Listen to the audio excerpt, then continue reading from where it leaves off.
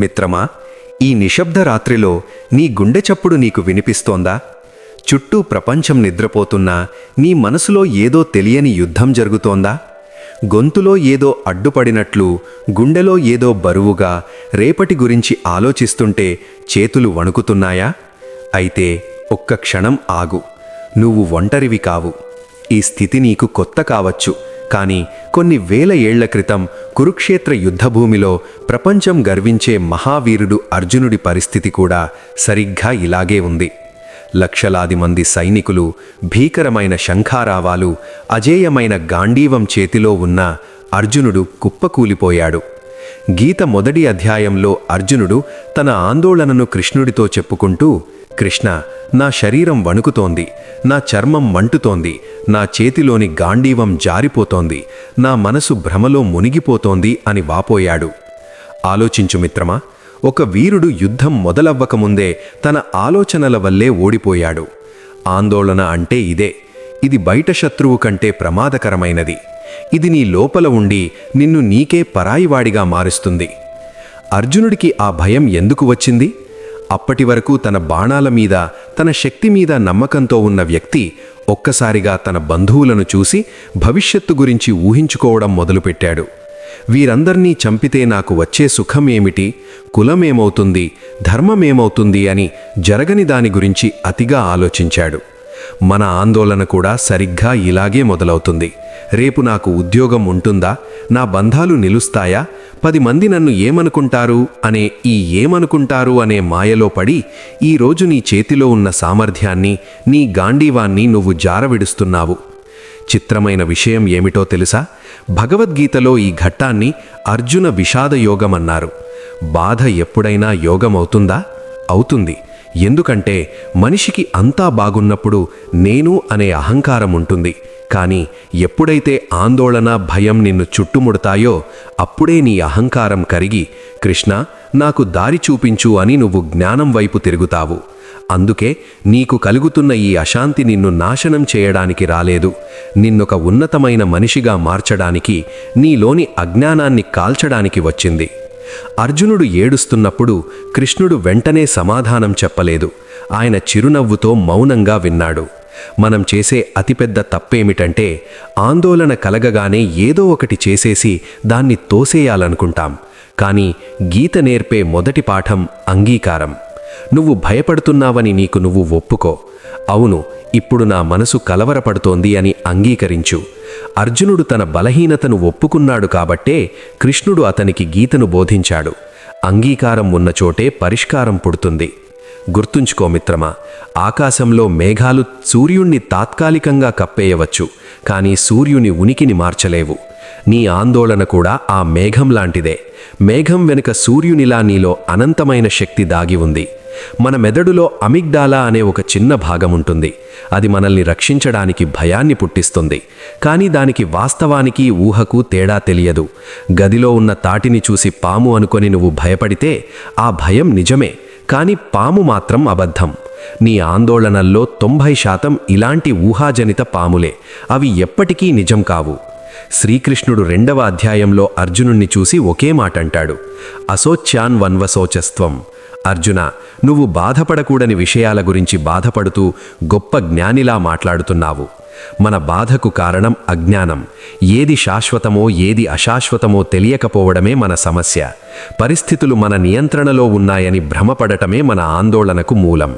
ఈ ప్రపంచంలో ఏదీ నీ నియంత్రణలో లేదు, ఒక్క నీ ఆలోచన తప్ప. నువ్వు చనిపోయే ఈ శరీరం కాదు, నువ్వు శాశ్వతమైన ఆత్మవు అని గుర్తించినప్పుడు మరణం అనే అతిపెద్ద భయం కూడా చిన్నదిగా అనిపిస్తుంది. నీకు భయం వేసినప్పుడు ఈ 3 ప్రశ్నలు వేసుకో. ఇది ఇప్పుడు జరుగుతోందా? లేదు. ఇది రేపటి ఆలోచన మాత్రమే. దీన్ని నేను మార్చగలనా? నీ చేతిలో ఉంటే పని చెయ్యి, లేకపోతే ఆ పరమాత్మకు వదిలేయి. నీ మనసు ఒక టైం మెషీన్ లాంటిది.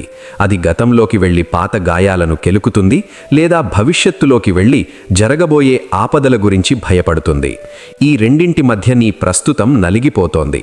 అర్జునుడు యుద్ధంలో ఉన్నాడు, కాని అతని మనసు ఫలితాల దగ్గర ఉంది. అందుకే శ్రీకృష్ణుడంటాడు, తస్మాత్ సర్వేషు కాలేషు మా మనుస్మర యుధ్యచ. నన్ను స్మరిస్తూ యుద్ధం చెయ్యి, అంటే నీ ముందున్న పనిని దైవచింతనతో నిబద్ధతతో పూర్తి చెయ్యి. నీ శ్వాసను గమనించు, నువ్వు తింటున్నప్పుడు ఆ రుచిని చూడు. నువ్వు నీ మనస్సును ప్రస్తుతానికి తీసుకువచ్చిన ప్రతిసారి నీ మెదడులోని భయకేంద్రం శాంతిస్తుంది. రేపటి చలి గురించి ఇప్పుడే వణికడం వల్ల ఉపయోగం లేదు. రేపటి యుద్ధం రేపే జరుగుతుంది, కానీ ఈ క్షణం నీ బాధ్యతను నువ్వు నెరవేర్చు. మన ఆందోళనకు మరొక కారణం ఫలితం మీద ఆశ. నేను గెలుస్తానా, నాకు పేరు వస్తుందా అని ఫలితం గురించి ఆలోచిస్తే భయం సహజం. అందుకే కృష్ణుడు చెప్పిన జగత్ప్రసిద్ధ సూత్రం కర్మణ్యేవాధికారస్తే మా ఫలేషు కదాచన. నీ అధికారం పని మీద మాత్రమే, ఫలితం నీద కాదు. ఒక క్రికెటర్ స్టేడియంలో ఉన్న స్కోర్ బోర్డును చూస్తూ ఉంటే వచ్చే బాల్ను సరిగ్గా ఆడలేడు. అతని దృష్టి కేవలం బంతి మీద మాత్రమే ఉండాలి. అలాగే నీ దృష్టి నీ కర్మ మీద ఉంటే ఫలితం తనంతట అదే వస్తుంది. నువ్వు ఫలితాన్ని ఆశించినప్పుడు ఆందోళన వస్తుంది, పనిని ప్రేమించినప్పుడు ఆనందం వస్తుంది. ఏది జరిగినా అది భగవత్ ప్రసాదంగా స్వీకరించే మనస్తత్వం అలవర్చుకో. నువ్వు పరిస్థితులను అదుపు చేయాలనుకోవడం మానేయ్. ఈ సృష్టి అనే పెద్ద సినిమాలో నువ్వొక చిన్న పాత్రవి మాత్రమే.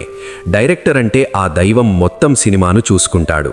నువ్వు నీ పాత్రను సరిగ్గా పోషిస్తే చాలు. మిత్రమా, నువ్వు నీ ఆలోచనలు కావు, నువ్వు ఆ ఆలోచనలను గమనిస్తున్న సాక్షివి. నీ మనసులో వచ్చే భయం, కోపం, బాధ ఇవన్నీ మేఘాల్లా వచ్చి వెళ్ళిపోయేవే. నువ్వు అనంతమైన ఆకాశానివి. నీ ఆలోచనలకొక పేరు పెట్టు. ఇది భయం, ఇది అసూయ, ఇది ఆందోళన అని వాటిని దూరం నుండి గమనించు. నువ్వు గమనించడం మొదలుపెట్టగానే అవి తమ శక్తిని కోల్పోతాయి. జ్ఞానం ఉన్న చోట భయం ఉండదు. చీకటిని తిట్టడం వల్ల లాభం లేదు. ఒక చిన్న దీపం వెలిగించు. భగవద్గీత అనే ఆ వెలుగు నీ జీవితంలోని చీకటిని మట్టుమాయం చేస్తుంది. నువ్వు బలహీనుడవి కావు, నువ్వు అపారమైన శక్తి స్వరూపుడవి. ఏ పరిస్థితి నిన్ను నాశనం చేయలేదు. రేపటి గురించి భయపడడం మానేసి ఈ క్షణంలో ప్రశాంతంగా ఊపిరి పీల్చు. నీ తోడుగా ఆ కృష్ణ పరమాత్మ జ్ఞానం ఎప్పుడూ ఉంటుంది. ఈ ప్రయాణంలో నువ్వు ఒంటరివి కావు. నువ్వు ఏ దేని గురించైతే భయపడుతున్నావో అది అసలు జరగనే జరగదు. ఒకవేళ జరిగినా దాన్ని ఎదుర్కొనే శక్తి నీలో ఉంది. నిన్ను నువ్వు నమ్ము, ఆ దైవాన్ని నమ్ము. శాంతంగా ఉండు, ప్రశాంతంగా నిద్రపో. ఈ క్షణమే నీకున్న వరం. మిత్రమా, నీ గదిలో ప్రశాంతంగా కూర్చుని ఆలోచించు. నీ ఆందోళన కేవలం నీ ఆలోచనల నుండే పుడుతుందా, లేక నువ్వు నీ శరీరానికిస్తున్న ఇంధనంలో ఏదైనా లోపముందా? మన ప్రాచీన విజ్ఞానం ఒక గొప్ప సత్యాన్ని చెప్పింది. యథా అన్నం తథా మనం. అంటే నువ్వు తీసుకునే ఆహారమే నీ ఆలోచనల నాణ్యతను నిర్ణయిస్తుంది. నువ్వు నీ శరీరంలోకి విషాన్ని పంపి మనసు అమృతంలా ఉండాలి అంటే అది ఎలా సాధ్యం? భగవద్గీతలోని 17వ అధ్యాయంలో శ్రీకృష్ణుడు ఆహారానికి మనస్సుకి ఉన్న విడదీయరాని బంధాన్ని విడమర్చి చెప్పారు. నీ ప్లేట్లో ఉన్న ఆహారం నీ గుండె వేగాన్ని నిర్ణయించగలదు అంటే నమ్ముతావా? మొదటిది సాత్విక ఆహారం. ఇది కేవలం పండ్లు, కూరగాయలు మాత్రమే కాదు. ఇది నీలో ప్రశాంతతను నింపే ఒక ఔషధం. తాజా ఆహారం తీసుకున్నప్పుడు నీ మెదడు ప్రశాంతంగా, చురుగ్గా ఉంటుంది. రెండోది రాజసిక ఆహారం. అతిగా కారం, ఉప్పు, మసాలాలు, కెఫీన్ ఇవి నీ నాడీ వ్యవస్థను ఎప్పుడూ ఒక యుద్ధం కోసం సిద్ధంగా ఉన్నట్లు ఉద్రిక్తంగా ఉంచుతాయి. అందుకే నువ్వు కారణం లేకుండానే చిరాకు పడతావు, ఆందోళన చెందుతావు. మూడవది తామసిక ఆహారం. నిల్వ ఉంచినవి, జంక్ ఫుడ్స్ ఇవి నీలో బద్ధకాన్ని, అస్పష్టతను నింపుతాయి. ఆధునిక విజ్ఞానం కూడా నీ కడుపుని రెండవ మెదడు అంటోంది.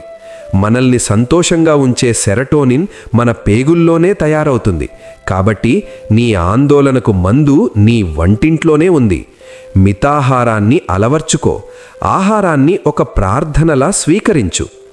మిత్రమా, కొన్నిసార్లు నువ్వు నీ మనస్సును ఆపాలని చూస్తావు, కానీ అది గాలిలో ఎగిరే పటంలా నీ అదుపు తప్పి పరిగెడుతుందా? అర్జునుడు కూడా సరిగ్గా ఇదే సమస్యతో కృష్ణుడిని అడిగాడు. కృష్ణ, ఈ మనస్సును నిగ్రహించడం గాలిని ఆపడం కంటే కష్టంగా ఉంది అని.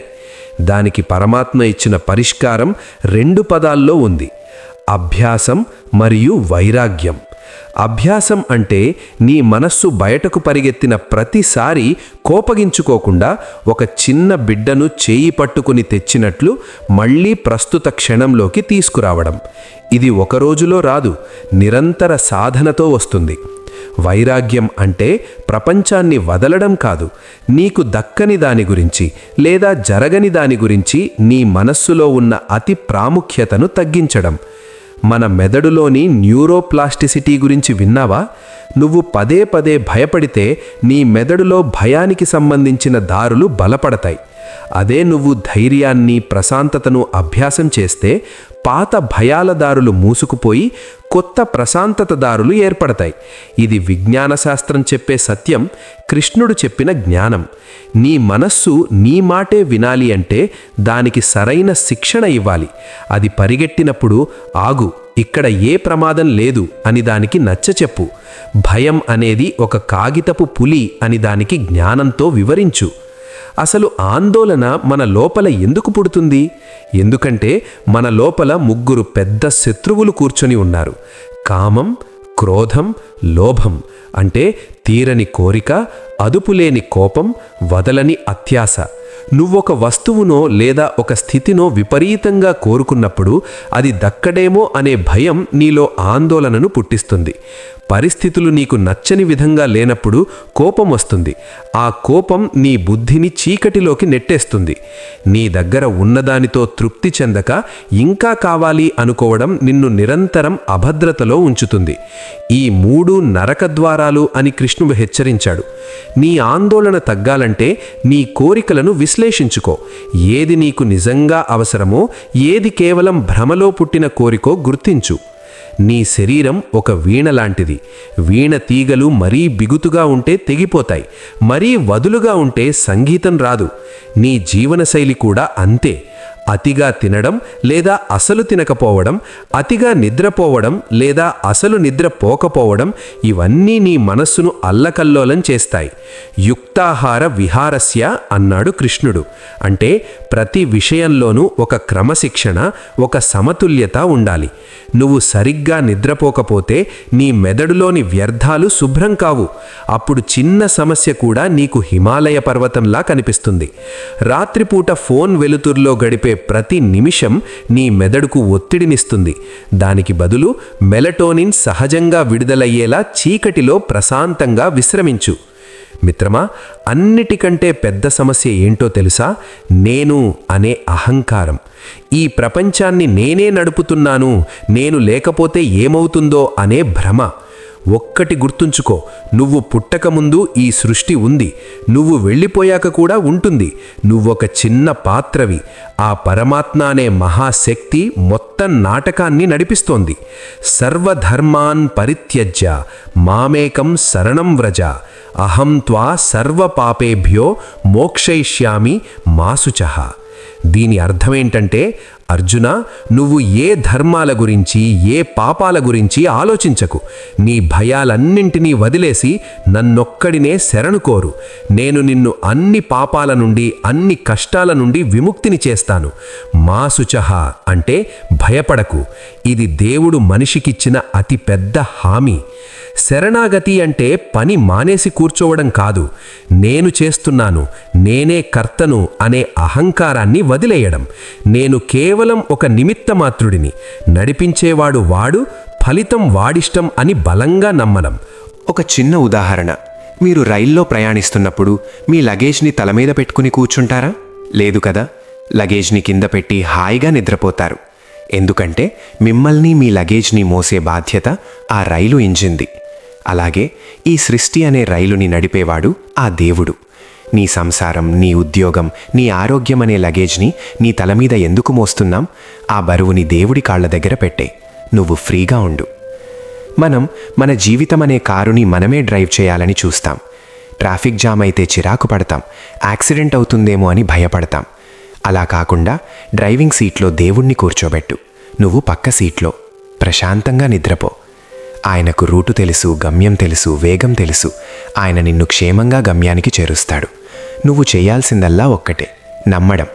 ఏది జరిగినా నా మంచికే, నడిపించేవాడు సమర్థుడు అని నమ్ము. ఎప్పుడైతే నువ్వు టోటల్గా సరెండర్ అవుతావో అప్పుడు నీకు టెన్షన్ ఉండదు, నిద్రలేని రాత్రులు ఉండవు. ఒక చిన్న పిల్లాడిలా తల్లి ఒడిలో నిశ్చింతగా నిద్రపోతావు. మిత్రమా, జీవితం ఒక యుద్ధం. కానీ ఆ యుద్ధం నీ ఒక్కడిది కాదు. నీ రథానికి సారథి కృష్ణుడున్నాడు. ఆయన చేతికి పగ్గాలిచ్చే, నువ్వు కేవలం బాణం వదులు, మిగతాది ఆయన చూసుకుంటాడు. మా శుచః. దేనికి భయపడకు, అంతా మన మంచికే. ఇంతటితో మన భగవద్గీత 10 లైఫ్ లెసన్స్ పూర్తయింది. ఈ జ్ఞానం మీ జీవితాన్ని మార్చాలని, మీకు శాంతినివ్వాలని మనసారా కోరుకుంటున్నాను. జై శ్రీకృష్ణ. సర్వం శ్రీకృష్ణార్పణమస్తు.